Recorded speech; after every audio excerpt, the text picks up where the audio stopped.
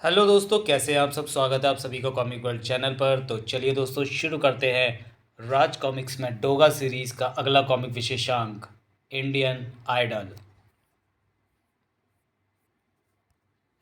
संजय गुप्ता पेश करते हैं इंडियन आइडल। हर कोई डोगा बनने का जिगरा नहीं रखता, लेकिन छोटी छोटी गलियों, मोहल्लों और बस्तियों में ऐसे लोगों की कमी नहीं है जिनके मन और मस्तिष्क अपराधियों व जुल्म को देखकर कुंठित हो जाते हैं।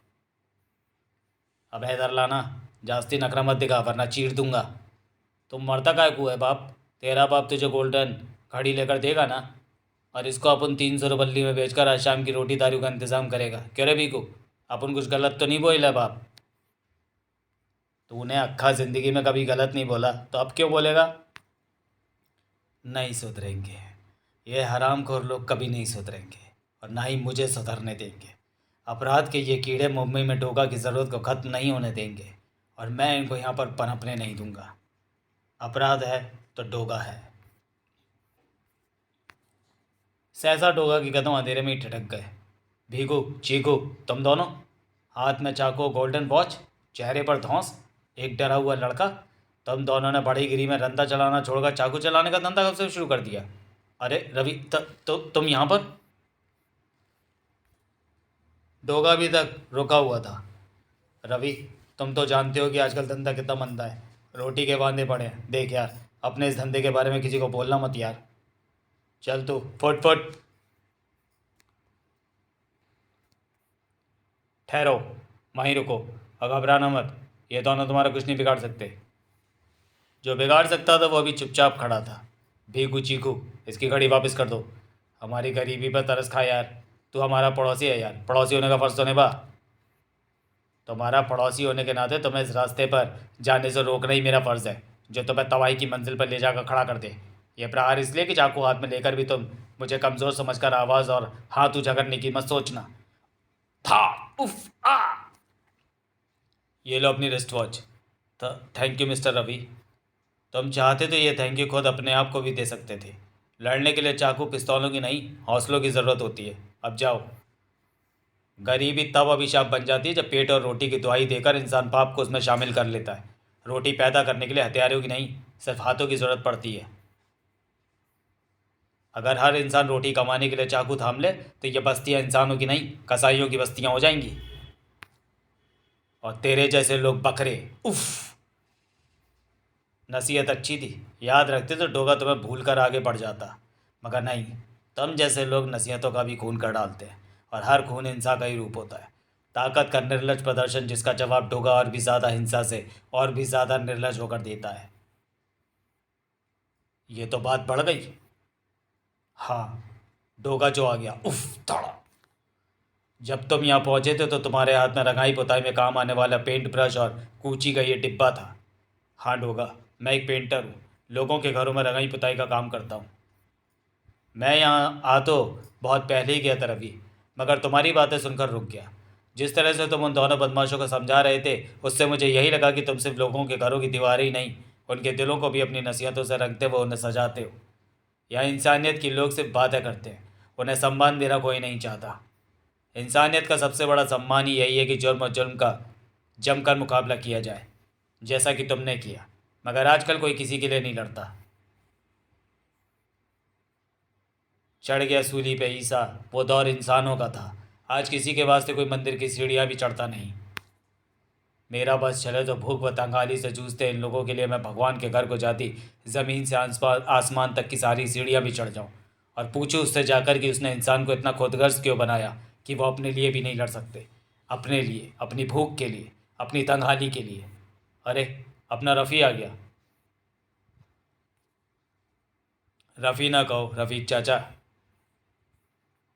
रफ़ी तो वो फ़नकार था जो दुनिया में दूसरा पैदा ही नहीं हो सकता। मैं रवि हूँ, मुझे रवि ही रहने दो। हम गरीबों का रफ़ी तो तू ही है रवि। चल एक ऐसा गीत हो जाए जो हमारे ख्वाबों को उठाकर आकाश की ऊंचाइयों तक ले जाए। वैसे तो ज़िंदगी हकीकत में जीने की चीज़ है सुलेमान, पर कभी कभी ख्वाबों में जीने में भी कोई बुराई नहीं। ओ मांझी चल, तू जो चले तो तू। ठीक है, गाना आप लोग पढ़ लेना। आशाओं से नाता जोड़ ले, तू निराशाओं के बंधन तोड़ दे। सुनो मांझी, अबे ओ गवैयों, रास्ते को ऑडिटोरियम समझ रखा है क्या? रास्ता खाली करो। पहले तो ये रास्ता सड़क नहीं है जो तुम कार लेकर इधर आ गए हो। दूसरे, हम रास्ता खाली भी कर दे तो बीच रास्ते में ये जो आग जली है उसका क्या होगा? अब तेरी तो जवान लड़ाता है। तू जानता नहीं मुझे, करोड़पति सेठ का बेटा हूँ। ताक ओ। और रास्ता क्या तेरे बाप का जो यहाँ पर आग जलाकर बैठा? अबे तेरी तो। गरीब को किस लिए लात मारता है? गरीब को तो पहले ही लात पड़ती होती है। किस्मत की लात, मजबूरी की लात, गरीबी और हालात की लात। उसकी तकदीर इस फुटबॉल जैसी होती है जिसे हर कोई लात मारता है। अगर इंसान भी उसे लात मारने लगे तो गरीब की सहन शक्ति जवाब दे जाएगी। और जब गरीब की सहन शक्ति जवाब देती है तो अमीर दौलत के चाहे कितने भी ऊंचे और बड़े पहाड़ के पीछे जाकर क्यों ना खड़ा हो जाए, वो उसके कहर से नहीं बच सकता।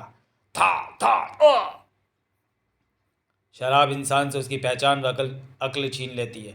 अगर तू नशे में ना होता तो आज मैं तुझे यहाँ से ये बात भुलाकर भेजता कि तू करोड़पति की औलाद है। पहचान तो आज मैं तेरी भुला दूंगा, तेरी जिंदगी मिटाकर।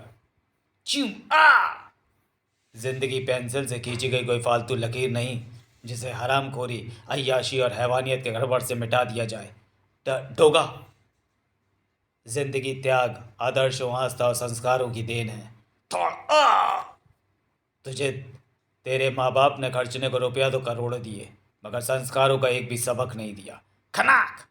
वो सबक मैं भी तुझे नहीं दे सकता, क्योंकि पैसे के गुरूर के कारण गुरु की तूने सुनी नहीं होगी। और माता पिता के बाद इंसान को यह सबक सिर्फ और सिर्फ उसकी अंतरात्मा ही दे सकती है, जो तेरे जैसे करोड़पति दारूबाज हेकड़ों के सीने में होती ही नहीं। खनाक। तो फिर तुझे कौन सुधारेगा? डोगा की मार, डोगा का डर, डोगा की लाश सुधारेगी तुझे। था। चल पीछे जा। तेरा गिरवान मैंने फाड़ दिया है, उसमें झांक। थोड़ा शर्मिंदा हो, अभी मरा हुआ है, थोड़ा जिंदा हो। अमीरी के झाड़ से नीचे आ। पीना छोड़, जीना सीख। तमीज़ को जहन में रख और सादगी को जीवन में। निर्मलता रख, तन पर कपड़ों के रूप में और मन पर भगवान के रूप में। मिठास रख, स्वाद पर चीनी के रूप में और जीभ पर वाणी के रूप में। तब आगे बढ़ेगा तो ना कोई किल्लत तेरा रास्ता काटेगी और ना कोई जिल्लत। जूम। डोगा, एक ही रात में मुझसे तुम्हारी ये दूसरी मुलाकात है। हाँ, मगर आखिरी नहीं, क्योंकि मैंने तुम्हारे भीतर अपराध व जुल्म के प्रति कुंठाएँ देखी हैं, ज़िंदगी व इंसानियत के प्रति कर्मठताएँ देखी हैं, तुम में आगे बढ़ने की योग्यताएँ व दृढ़ताएँ देखी हैं, भविष्य के सुरों की वो लताएँ देखी हैं जिनकी कोपलें तुम्हारे गले में फूट चुकी हैं। तुम सारी उम्र पेंटर नहीं रहोगे रवि। सूरज जब आकाश में चमकता है तो उसकी रश्मियाँ सात झिलमिलाते रंगों से अपनी छटा इंद्रधनुष के रूप में बिखेरती हैं। तुम्हारा नाम रवि भी सूर्य का ही पर्यायवाची है। जिस दिन तुमने सात सुरों के रंग बिखेरे तो उस छटा को सारा संसार मदहोश होकर देखेगा और सुनेगा भी। हाँ, तुम सारी उम्र पेंटर नहीं रहोगे रवि, ऐसा डोगा का विश्वास है। डोगा ने जिस विश्वास की बुनियाद रख दी थी उस पर बनने वाली बुलंद इमारत का टेंडर निकल आया था। रवि भैया, तुम्हारे लिए खुशखबरी है। अरे गोपी, कौन सी खुशखबरी लाया तू मेरे लिए? ये देखो रवि भैया, पढ़ो। उफ, चाय उबल गई। अपने हाथ की बनी आखिरी चाय भी पी लो रवि भैया, क्योंकि आज के बाद तुम्हें अपने हाथों से चाय बनाने का मौका ही नहीं मिलेगा। तू कहीं मैट्रिमोनियल का पन्ना तो नहीं लाया? अरे नहीं रवि भैया, तुम पढ़ो तो सही। All India singing talent Hunt, कौन बनेगा इंडियन आइडल, कौन बनेगा करोड़पति, आइए और गाइए, हम चुनेंगे इंडियन आइडल। यदि आप बनते हैं इंडियन आइडल तो आपको मिलेगा 2 करोड़ रुपये का सिंगिंग कॉन्ट्रैक्ट और एक शानदार कार, टोनी चैनल के सौजन्य से। Singing talent Hunt? गोपू, तुझे क्या लगता है कि वो इंडियन आइडल मैं हूँ? मुझे ऐसा क्यों ना लगे, क्योंकि ये all India singing talent Hunt है गोपू, और इस देश में सैकड़ों सिंगर भी हैं, और इन सैकड़ों में से 85 बेहतरीन भी हैं। इन 85 में से कुछ बहुत बेहतरीन भी हैं, और उन कुछ में एक नाम तुम्हारा भी होगा रवि भैया। इस गिलास में भरी चाय देख रहे हो? गोपू घूंटे भरकर चाय पी गया। अब तुम अपनी चाय खत्म करो। रवि ने चाय खत्म की। गुड। क्या बचा? खाली गिलास और क्या?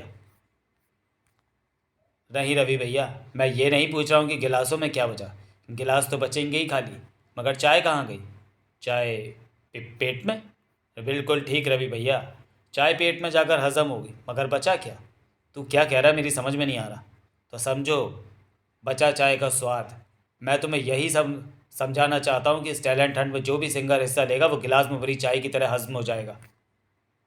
और जो स्वाद के रूप में बचेगा वो मेरा रवि भैया होगा, जिसे पूरा देश इंडियन आइडल के रूप में जानेगा। गोपू, आज गुरु की तरह शिक्षा देकर तूने मेरे अंदर जीत की जो ललक पैदा की है उसे मैं कभी मरने नहीं दूंगा। अपनी कोशिशों और मेहनत से उसे सांस सांस जिंदा रखूंगा। रिश्ते में तू मेरा कुछ नहीं है गोपू, मगर आज से तू मेरा आइडल है और तुम इंडियन आइडल। मगर रास्ता मुश्किल था और मंजिल दूर। अरे, ऑडिशन के लिए ऑडिटोरियम पहुंचने वाले तुम पहले कंटेस्टेंट रवि भैया? हाँ गोपू, मैंने अनुमान लगाया कि इतने बड़े कॉन्ट्रैक्ट को पाने के लिए खूब मारामारी मचेगी, खूब ताबड़तोड़ भीड़ होगी, और ऐसे में लक्ष्य की ओर कदम उसी के बढ़ेंगे जिसको इस ऑडिशन में सब प्रवेश मिल पाएगा। एंट्री पहले आओ पहले गाओ आधार पर दी जाएगी, इसलिए मैं रात के 2 बजे ही यहाँ आ गया हूँ। तू पहले यहाँ नहीं आया, पहले हम यहाँ पर आए हैं। क्या मतलब? तुम तो अभी आ रहे हो मेरे बाद। विकेट गैंग के मुंह मत लग, हट पीछे। यहाँ क्यों में पहले वही लगेगा जो 2,000 रुपये खर्च करेगा। ओह, तो तुम यहाँ भी गुंडागर्दी करोगे? इसको गुंडागर्दी बोलता है? विकेट दादा, विकेट दादा, अब तुम बीच में से हट जाओ। उफ, तेरे पास 2,000 रुपये तो यहाँ रुक वरना दफ़ा हो जा, क्योंकि ऑडिशन के लिए पहले अंदर वही जाएगा जिसकी जेब में 2,000 रुपये होंगे। बोल, हैं 2,000 रुपये? अबे बोल, 2 करोड़ कमाने आएला तो क्या मुफ्त में कमाएगा? मेरे पास तो 200 रुपये भी नहीं है, और यदि होते तो भी नहीं देता।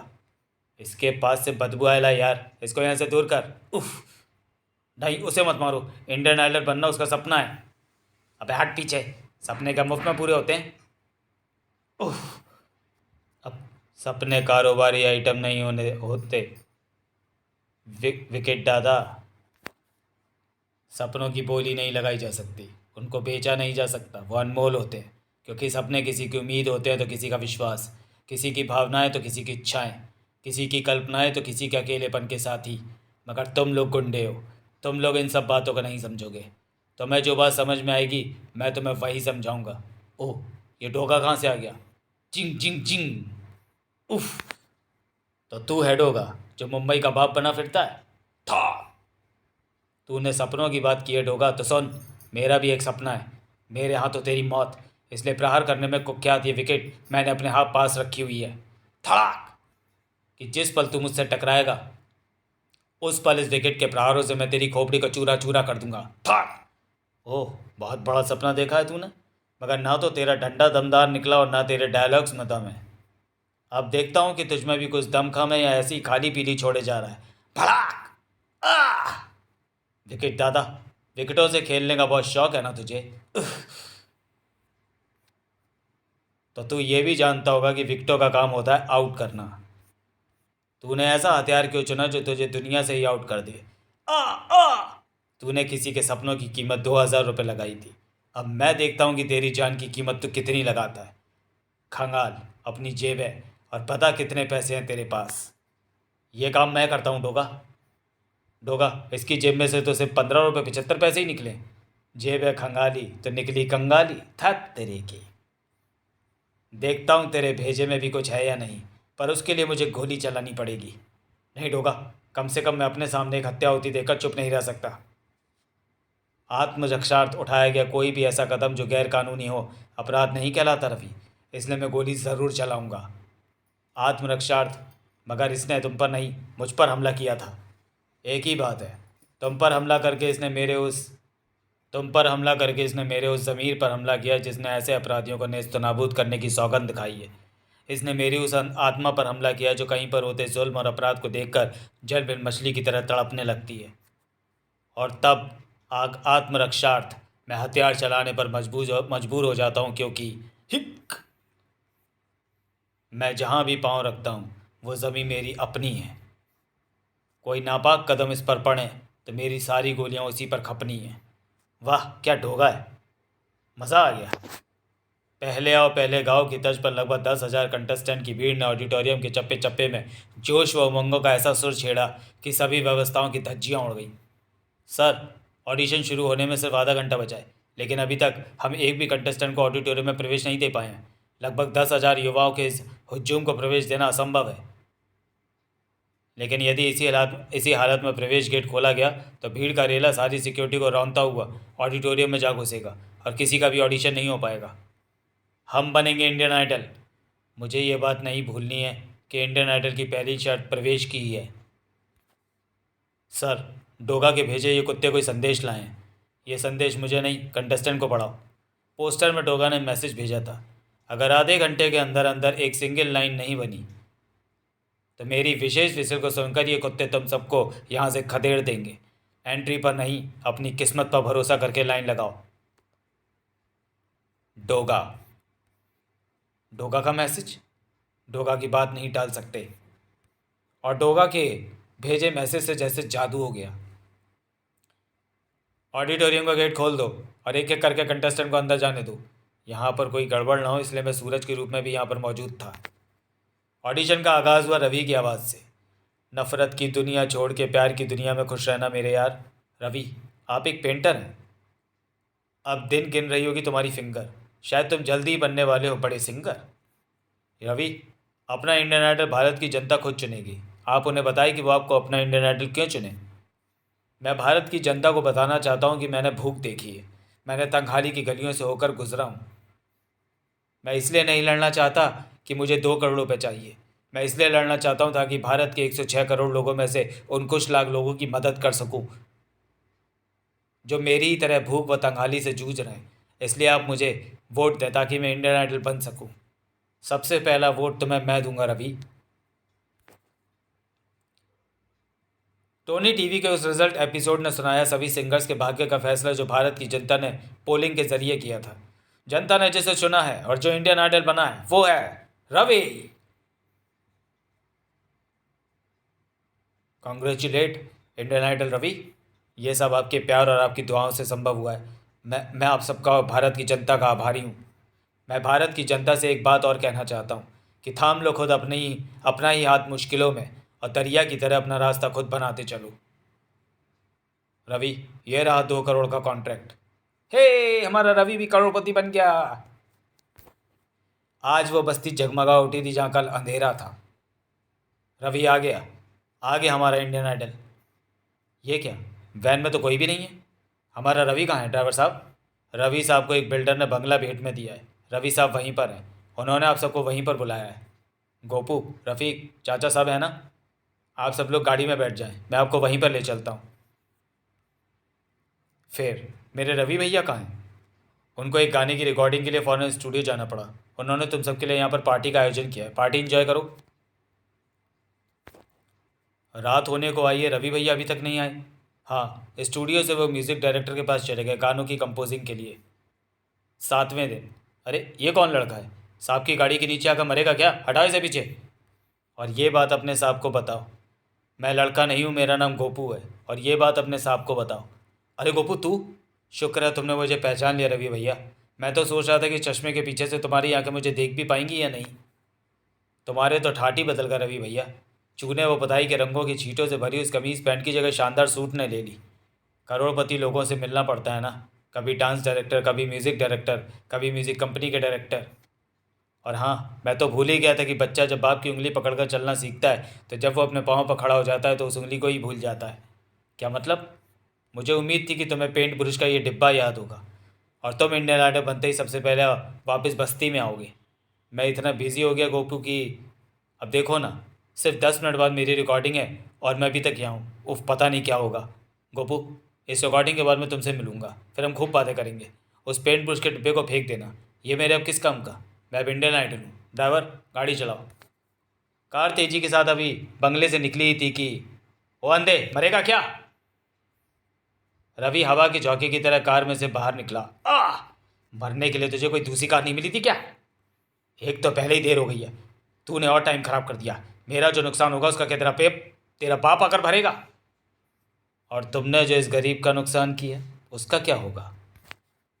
दोगा तुम? हाँ, मैं। सॉरी। शुक्र है तुमने मुझे पहचान लिया, मगर तुमने इस गरीब को नहीं पहचाना। ये वही रफ़ीक चाचा है जो गाने में हारमोनियम पर तुम्हारा साथ देता था। बेचारा शायद तुमसे मिलने आया था और चोट खा बैठा। यह वही रफ़ीक चाचा है जिसने तुम्हें वोट देकर अपना इंडियन आइडल चुना। इसके जैसे और भी सैकड़ों हज़ारों लाखों रफ़ीक चाचा होंगे जिन्होंने तुम्हें वोट देकर अपना इंडियन आइडल चुना और आज तुम्हें दौलत, रुतबे और ऐशो आराम के संसार में पहुंचाया। थड़ाक! और तुम्हारा ये मुंह जो आज इस गरीब के लिए गालियाँ बरसा रहा है, कल कहा करता था कि तुम इन जैसे करोड़ों रफ़ीक चाचाओं की भूख पतंगाली को दूर करने के लिए इंडियन आइडल बनना चाहते हो। तुम्हारी ये टांगें आज अमीर हो गई हैं। था आज ये लातों में बदल गई, गरीबों पर भी चलने लगी।